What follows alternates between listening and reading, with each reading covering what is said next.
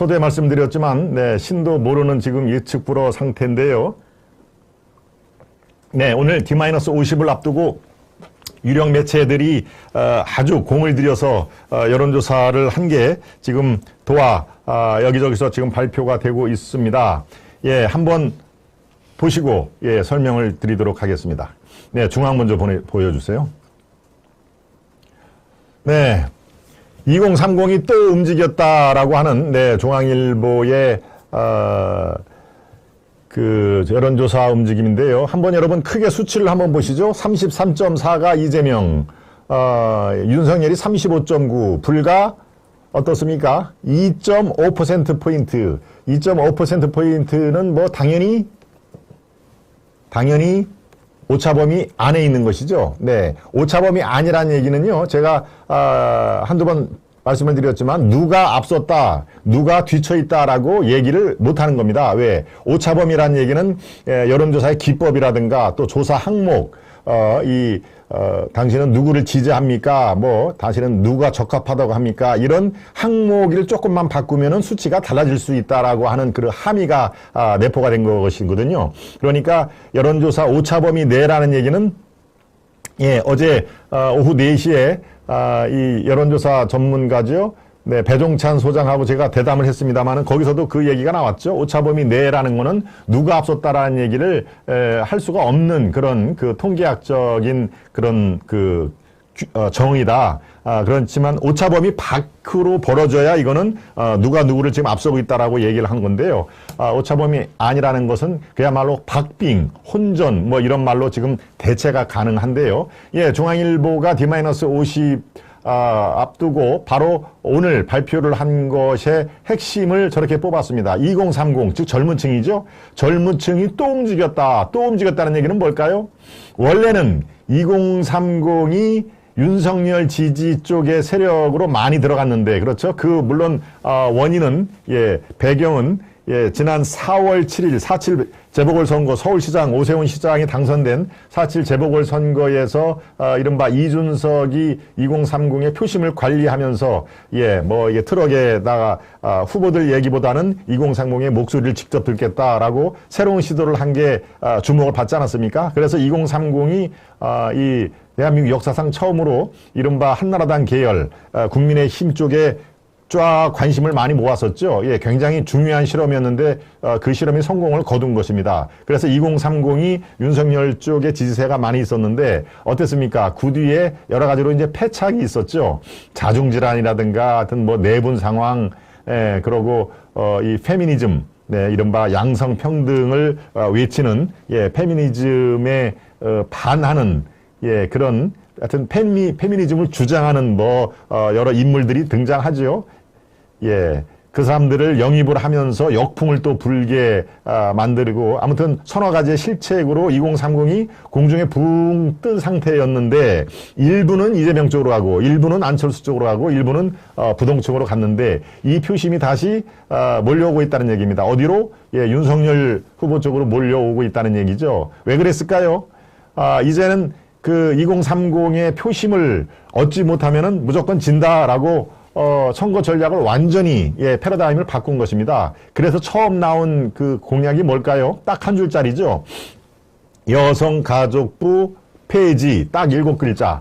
7글자의 한 줄 문장에 윤석열 후보가 자신의 페이스북에 올린 게 그게 나름대로 먹혔다는 게 정설입니다. 여의도판에서 이게 먹힐까라고 생각을 했는데 실제로 2대 남, 20대의 남을 2대 남, 20대 여성을 2대였는데 최소한도 2대 남한테는 그게 많이 먹혔더라라고 하는 게 실증적으로 나오는 것이죠. 거기에 또 한 가지 있습니다. 대개 20대 초중반에는 군대를 가야 됩니다. 군대 아직까지도 우리는 국민 개병제 아닙니까? 군대를 가는데 사병 월급을 기본 최소임금보다 최소한도 떨어지지 않도록 맞추겠다라고 하면서 월급을 200만 원으로 공약을 했지 않습니까? 예, 그것도 나름대로 물론 뭐 재원마련이라든가 현실성 이런 것들이 여러 가지 이제 지적을 받고는 했습니다만은 아무튼 이대남을 이렇게 감싸 안는 예, 그런 공약과 각종 이렇게 동선을 또 집중적으로 거기를 갔죠. 그리고 또 당내에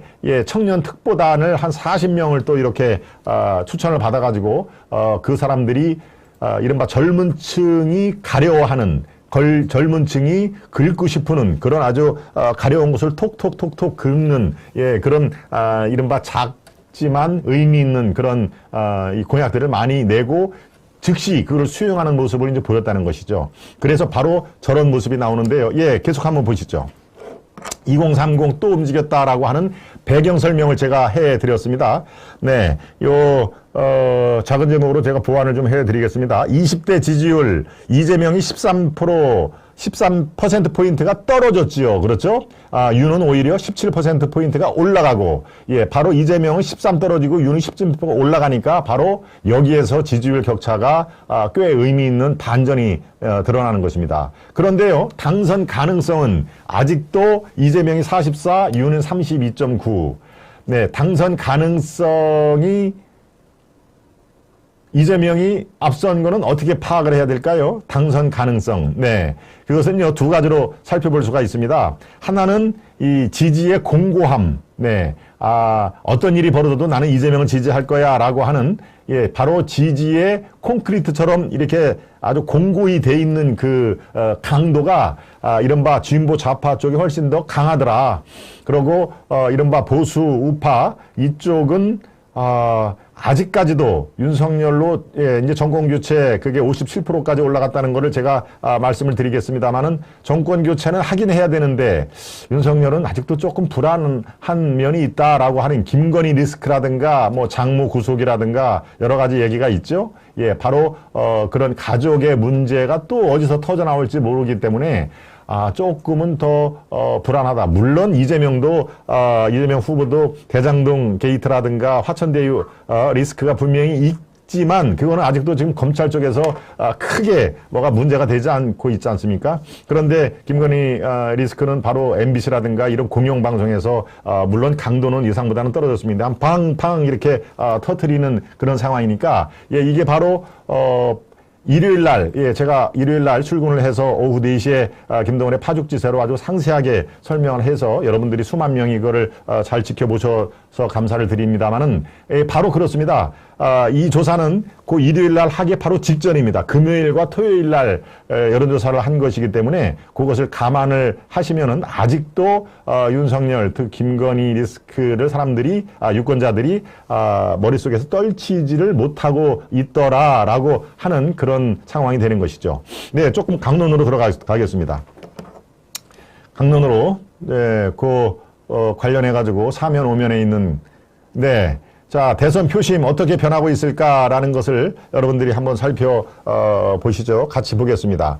당선 가능성, 제가 말씀을 드렸죠? 예, 지금 말씀을 드렸습니다. 이재명이 44, 윤석열이 32로, 이렇게 3자 대결이나 양자 대결에서는 이재명이 뒤지고 나오는데, 오히려 당선 가능성을 물을 때는 이재명을 더, 앞세우더라라고 하는 얘기가 바로 제가 말씀드린 지지의 공고함, 예, 어떤 일이 있어도 나는 이재명을 찍을래라고 하는 그런 아주 콘크리트처럼 굳은 그런 공고함이 더 상대적으로 기호 1번이 더 세더라 하는 얘기입니다. 네, 심상정 0.1, 안철수 4.0 이거는 뭐 크게 의미 있는 숫자는 아니죠. 자, 연령대별 지지율 제가 2030 오늘 방송 서두에서 아주 구체적으로 제가 설명을 드렸습니다만은 예, 18에서 29세 이게 바로 2030인 것이죠. 예, 이재명은 25에서 11로 반타작으로 딱 떨어졌고요.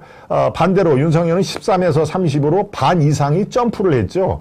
네, 심상정 안철수를 한번 볼까요? 18에서 23.5 안철수도 2030에서 상당히 아주 큰 차이는 아니지만 약진을 하고 있는 상황인데요. 바로 윤석열의 13에서 30%로 껑충 뛴 저게 굉장히 큰 의미를 차지하고 있다. 예, 제가 지금 말씀을 드린 대로 뭐 여러 가지 공약, 여성가족부 그 폐지라든가 또 젊은 청년의 40명이 구체적으로 하여튼 당신들이 원하는 게 뭐냐라고 하면서 즉시 수용을 하는 모습이라든가 여러 가지로 당 내분 수습 이후에 2030을 최대의 타깃으로 해서 했던 것이 상당히 주요했다. 예, 30대를 볼까요? 예, 우리 시청자 여러분 중에 30대도 계시겠지만 30대에 44에서 28로 이재명은 줄었고요. 예, 윤석열은 20에서 29로 30대도 마찬가지로 9%포인트가 늘었습니다. 그러니까 2030에서 상당한 변화를 거두었다는 얘기죠. 40대는 어떻습니까? 40대는 양상이 조금 다릅니다.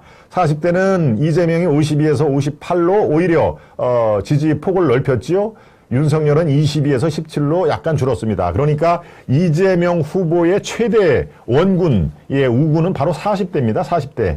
우리 시청자 여러분 중에서도 뭐 40대가 적지 않으실 텐데요. 예, 40대에 저렇게 이재명 후보, 이른바 좌파 진보를 아주 스스로 원하죠. 예, 스스로 진보 세력이다라고 얘기를 하니까 진보 세력으로 통칭을 하겠습니다만은 40대에 저렇게 이재명 후보의 그 지지가 아주 강건한 것은 뭐 여러 가지 이유가 있을 수가 있습니다. 근데 그 중에 하나를 이른바 이해찬 세대, 이해찬 그 교육부 장관 시절에 여러 가지로 이제 중고등학교 때 어떤 그 교육이라든가 뭐 이런 것들이 영향을 알게 모르게 미쳤을 것이다라고 하는 분석도 있습니다. 그 중에 하나는 여러 가지 40대의 이른바 진보 좌파 지지에 한 대여섯 개의 원인이 있습니다만은 그 중에 하나, 예, 제가 지금 생각이 들어서 여러분께 말씀을 드립니다. 예, 계속 보겠습니다. 50대도 이재명 45에서 41로 약간 줄었습니다. 예, 윤석열은 29에서 32로 3%포인트 약간 올라서, 그런데 50대 전체를 봐서는 아직도 41대 32로 이재명 후보가 앞서고 있는 것이죠. 그러니까 전체적으로 40대와 50대 초중반까지는 이재명 후보가 여전히 강세를 보이고 있다. 그런데 60대 이상으로는 또 차이가 많이 납니다. 60대 이상을 봤더니 이재명 후보는 31에서 27로 다운이 되고, 예, 윤석열 후보는 49에서 56으로 점프를 했죠. 전체적으로 보면 27대 56으로 예, 더블 스코어 차이가 납니다. 그러니까 60대, 70대, 80대, 예, 우리 어르신들 유권자분들은 윤석열 후보에 대한 그 지지를 점점 예, 넓히고 있다라고 하는 그런 상황이니까요. 예, 40대와 50대 초중반만 예, 이재명 후보의 그런 쭉 그 지지세가 공고히 돼 있고요. 나머지 2030, 그 다음에 60대 이상은 윤석열 후보 쪽으로 상당히 무게중심이 이렇게 쏠린다라고 하는 그런 걸로 요약을 할 수가 있죠. 예, 연령대별 지지율보다 더 중요한 게 이제 지역별 이런 것들이 있습니다. 왜냐하면 여기는 몰표라든가 또 어느 지역에서는 거의 뭐 10%도 못 받는 그런 상황이니까 이거를 한번 더 주의 깊게 보시면요. 네, 서울이 역시 이 관건입니다. 이 여야 후보 할 거 없이 서울에서 이기는 사람이 결국은 대권을 준다라고 하는 말이 거의 뭐 이거는 기정사실입니다. 서울이 전국의 축소판이자 인구 밀도가 뭐 제일 높으니까요. 네, 서울에서 보니까 이재명 31.7, 윤석열이 39.6, 예, 상당히 차이가 있죠. 6%포인트 정도, 이 윤석열 후보가 지금 앞서는 모습을, 보이고 있습니다만은, 네, 서울에서의 저렇게 격차가, 있다는 것은 굉장히 의미가 있는 그런 상황입니다. 인천, 경기는 똑같죠? 35.1, 아주 수치까지 똑같습니다. 인천, 경기는 거의, 차이가 없다라고 되어 있고요. 대전, 세종, 충청, 예, 이거는 윤석열 후보가 39, 이재명이 35. 대전, 세종, 충청은 윤석열 후보가 스스로 자기의 고향이라고 생각을 하죠. 예, 부친 고향이 충남, 예, 뭐, 논산, 청양, 부여 이쪽, 이라고, 예, 본인이 이제 태어난 뿌리가 충청도의 아들이다, 이렇게 얘기를 했는데, 그래서 그런지 약간 앞서고 있죠.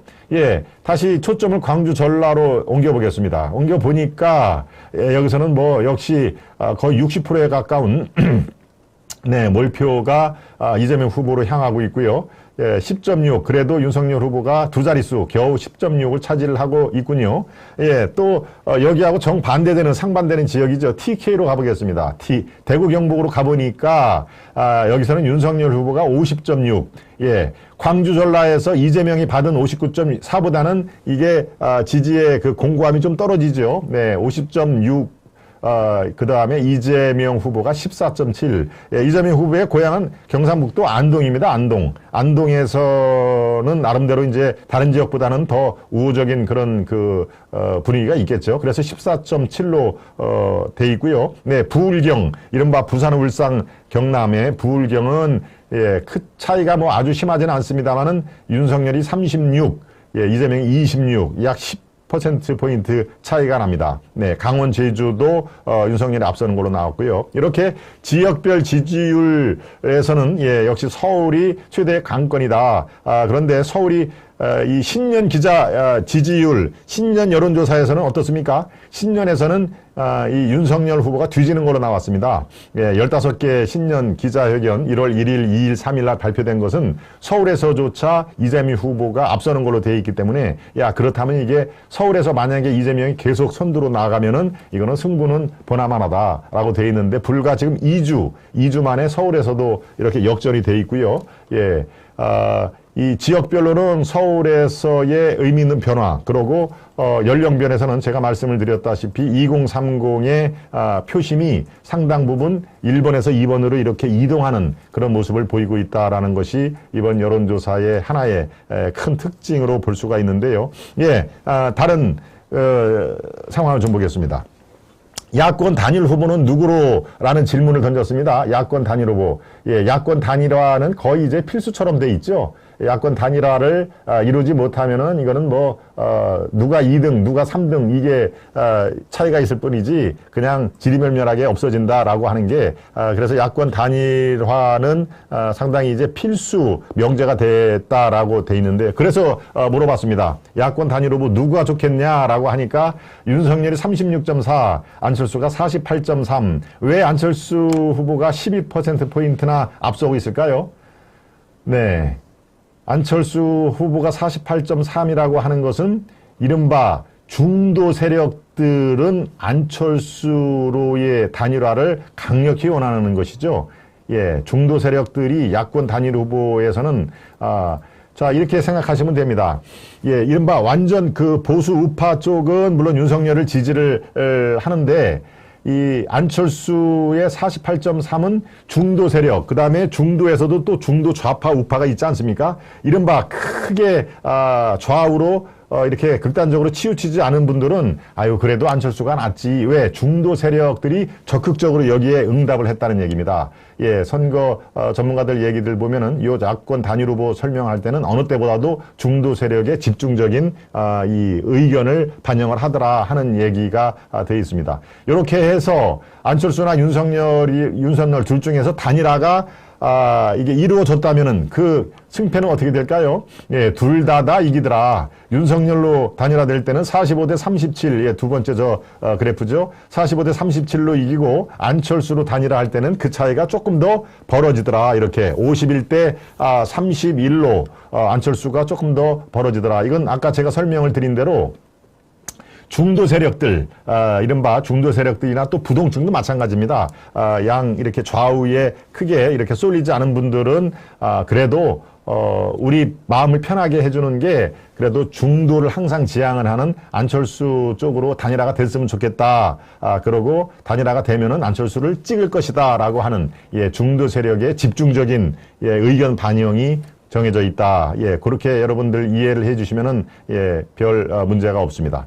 네, 예, 다른 그래프 보겠습니다. 네, 정권 교체냐, 정권 유지냐, 요거에 또 가장 중요한 포인트 중에 하나입니다. 예, 정권 교체, 정권 유지, 이거는 바로 곧 이어 나올 여론조사의 흐름을 알 수 있는 바로미터인데요. 예, 48.5에서 56.5로 껑충 뛰었습니다. 뭐가? 정권 교체를 위해서 야당 후보가 당선이 돼야 된다라고 하는, 지금 시대 정신은 정권 교체다라고 하는 그런 그 상황이 48에서 56으로 무려 8%포인트나 앞섰다는 얘기입니다. 예, 이게 이번 여론조사에서 상당히 의미가 있는 그런 수치인데요. 반대로 정권 유지를 위해서 여당 후보, 이재명 후보가 당선돼야 된다라고 하는 것은 39에서 34로 줄었다. 정권 재창출, 정권 유지는 5%포인트 줄고, 예, 정권 교체를 해야 된다. 그래서 야당 후보가 당선돼야 된다는 것은 무려 8%포인트가 올랐다라고 하는 내용입니다. 예, 이렇게 정권 교체를 원하는 분들이 56%, 57%까지 차지하는데요. 예, 그것을 그대로 이 제1야당 후보 윤석열 후보가 고스란히 이걸 받아내지 못하는 상황은 제가 아까 말씀드린 대로 그렇습니다. 예, 이제는 이제 당 내부는 이 정리가 됐습니다만은 아직까지 뭐 폭로방송이 별 문제는 없었다 손치더라도 다음 주 또 일요일 날 또 한다는 거 아닙니까? 네, MBC에서 그런 것이 여전히 꺼지지 않는 불씨로 남아있기 때문에 뭔가 좀 불안불안하다. 예, 그런 심리가 기저에 깔려 있기 때문에 지지하는 후보와 관계없이 누가 대통령으로 당선될 것 같으냐라고 하는 질문에서는 이재명 후보가 윤석열 후보를 따돌리고 앞서는 결과를 나타내는 것이죠. 네, 이렇게 많은 또 수치라든가 이렇게 동서남북 입체적으로 이렇게 여론조사 한 것을 여러분과 같이 분석을 해드렸습니다. 네, 불과 열흘 전에 비해서는 윤석열 후보로서의 그 우호적인 그런 분위기가 곳곳에 지금 나와 있습니다. 네. 많은 분들 지금 끝까지 아주 시청을 열심히 해주고 계십니다. 네, 아까 제 서두에 말씀을 드렸지만 나는 중간에 들어오신 분들을 위해서 또다시 좋아요 버튼을 살짝 눌러봐 주시면 좋겠습니다. 네, 좋아요를 여러분들이 수백 개를 쭉 이렇게 좋아요를 누시면요. 이게 우리 프로그램 여러분과 함께하는 저희 프로그램이 쭉 추천 동영상으로 올라갈 수 있는 길이 열립니다. 예, 그걸 해서 더 많은 분들하고 같이 우리가 교감을 할 수 있는 그런 기회가 되니까요. 여러분들, 돈이 들지 않는 거 잘 아시죠? 네, 구독과 좋아요를 지금 깜빡하신 분들은 살짝 눌러봐 주시길 바랍니다.